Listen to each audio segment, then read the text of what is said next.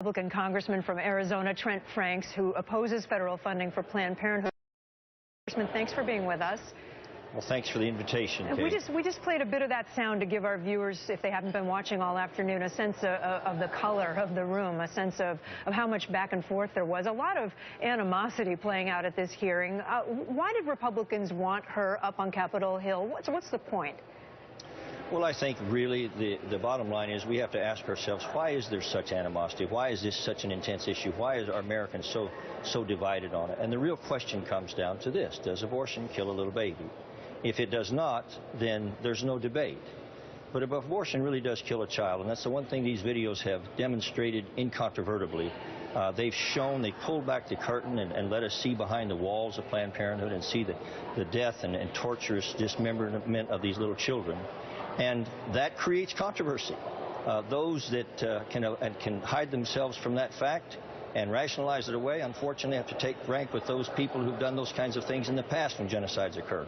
But those of us that are committed to protecting children cannot turn a blind eye to that. So consequently, there's the reason for the rancor. Well, Congressman, let me play devil's advocate, though, because Planned Parenthood would say, I know Ms. Richards would say that abortion is a small percentage of the work that they do. And we have a new NBC News Wall Street Journal poll that shows that 61% of Americans oppose eliminating Planned Parenthood funding because many people believe they're doing good work. They're helping women with all kinds of health care issues. What do you say to that? Well, obviously, Planned Parenthood has done an amazing job using a lot of taxpayer dollars to sell their image. But the truth is that their abortion process and their abortion services have gone steadily upward, and all of their other services have gone steadily down. And here's the bottom line. Our proposal simply says, rather than giving the money to Planned Parenthood, why don't we give it to all the other organizations that do exactly the same work that Planned Parenthood says is good, but that don't kill children routinely.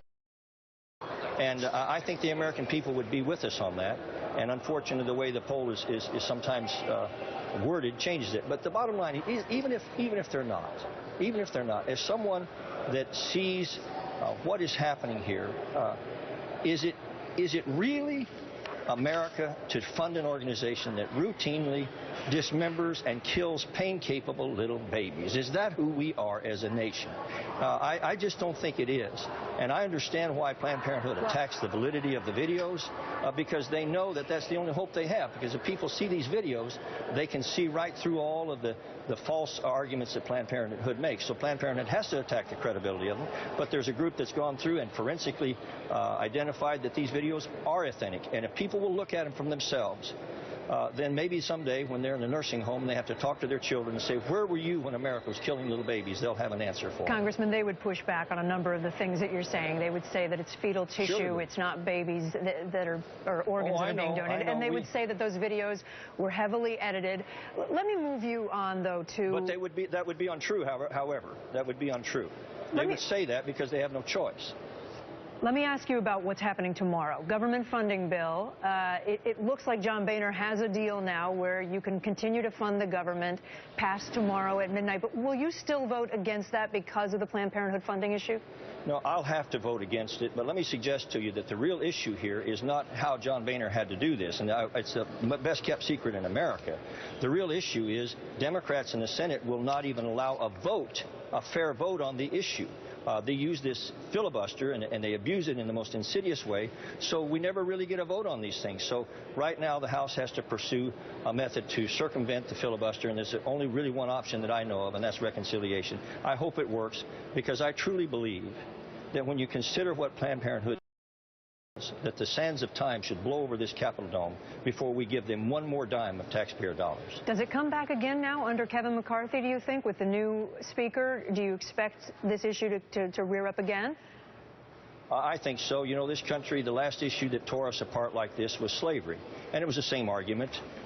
Those that were for slavery said, well, there's not really a personhood here. There's no person involved here. The Supreme Court said the same thing, just like they did in Roe versus Wade.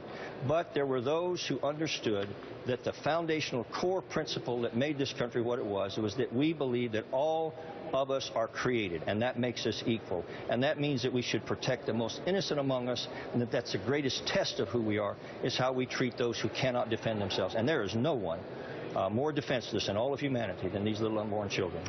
Arizona Congressman Trent Franks, Republican from Arizona. Thank you so much for your time. Thank you, Kate. Thank you very much.